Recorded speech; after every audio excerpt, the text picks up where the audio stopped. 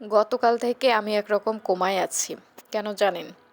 কালকে যখন দেখলাম যে পাবনায় একজন মহিলা একটা কুকুরের ৮টা বাচ্চাকে হচ্ছে পানিতে ডুবিয়ে মারছে আর কি। তখন থেকে মানে আমি স্বাভাবিক হতেই পারতেছি না। এই যে এত ভালোবাসি আমি আমার বিড়ালকে, আমার মনে হয় আমরা যারা বিড়াল বা কুকুর পালি, এছাড়াও যারা সাধারণ মানুষ, প্রতিটা মানুষই তো অন্য প্রাণীদের প্রতি সহানুভূতিশীল বা ভালোবাসে প্রাণীদের। এটাই স্বাভাবিক এবং এটাই হওয়া উচিত। কিন্তু কিছু কিছু মানুষ আসলে এতটা অমানবিক কিভাবে হয় আমি আসলে বুঝতে পারি না। এদের মাথায় কি চলে? দেখলাম যে মহিলা হচ্ছে পানিতে দিয়েছে, তারও একটা বাচ্চা আছে।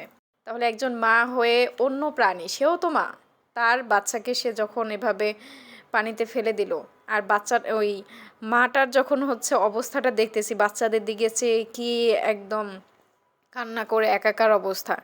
এই দৃশ্যটা না মানে আমার মনে হয় প্রত্যেকটা মানুষেরই হৃদয় একদম কেড়ে নিয়েছে। আমরা আসলে কতটা অমানবিক মানুষ হতে পারলাম কোথায়?